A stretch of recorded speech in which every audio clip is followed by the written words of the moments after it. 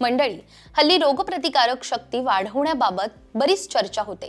विशेषतः कोरोनाच्या काळात रोगप्रतिकारक शक्तीचं महत्त्व अनेकांना पटलं आणि त्याचं गांभीर्य कोरोना नंतरच्या काळातही टिकून आहे।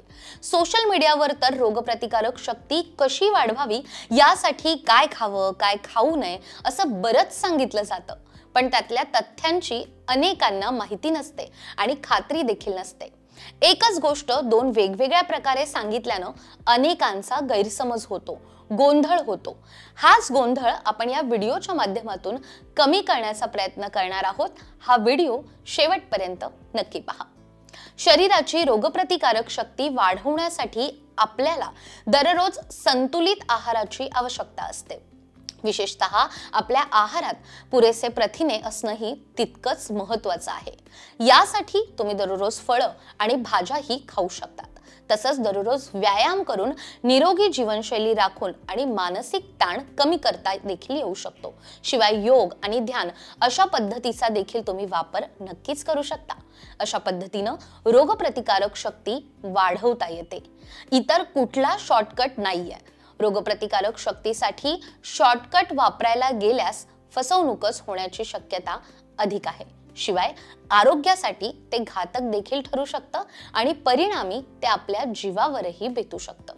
निरोगी शरीर, रोगप्रतिकारक शक्ती या संबंधी काही गोष्टी ज्या तुम्ही लक्षात ठेवल्या पाहिजे त्या अशा आहेत। नंबर 1, भूक लागल्यास जेवण करायलाच हवं। कोणत्याही सप्लिमेंट या अन्नाला पर्याय असू शकत नाही। नंबर 2, इन्फ्युजन्सचा काहीही फायदा होत नाही।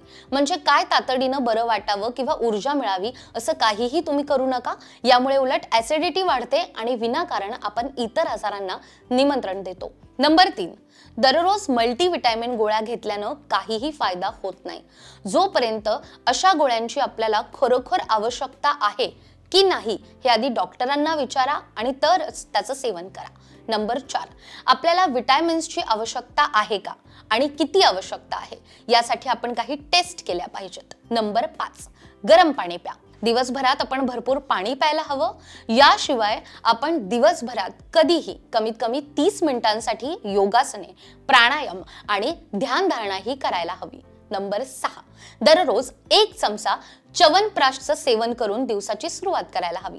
तुम्हाला मधुमेहाचा त्रास असल्यास शुगर फ्री च्यवनप्राशचं सेवन तुम्ही करू शकता, पण च्यवनप्राशचं सेवन हे सुरुवातीलाच करायला हवं। Number 7, golden milk. 1 कप दुधामध्ये अर्धा चमचा हळद मिसळून तयार झालेलं हळदीचं दूध, ज्याला गोल्डन मिल्क म्हणतात, ते दिवसातून 1 किंवा 2 वेळा घ्या। हळदी दूध पिण्यापूर्वी किंवा प्यायला नंतर लगेचच कोणताही दुसरा पदार्थ खाऊ नका। नंबर 8, हर्बल टी किंवा काढा।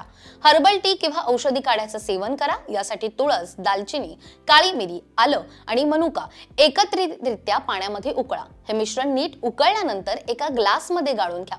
दिवसभरात या काढ्याचं तुम्ही 1 किंवा 2 वेळा सेवन करू शकता। काढ्याची चव जर तुम्हाला तिखट वाटत असेल तर यामध्ये तुम्ही गूळ किंवा लिंबाच्या रसाचाही वापर करू शकता। अशा पद्धतीनं आजारी पडण्यापूर्वी आपण स्वतःची काळजी घेतली तर रोगप्रतिकारक शक्ती देखील वाढली जाऊ शकते आणि आपण नक्कीच निरोगी राहू शकतो। तुम्हाला आमचा हा व्हिडिओ कसा वाटला हे मला कमेंट करून सांगायला विसरू नका।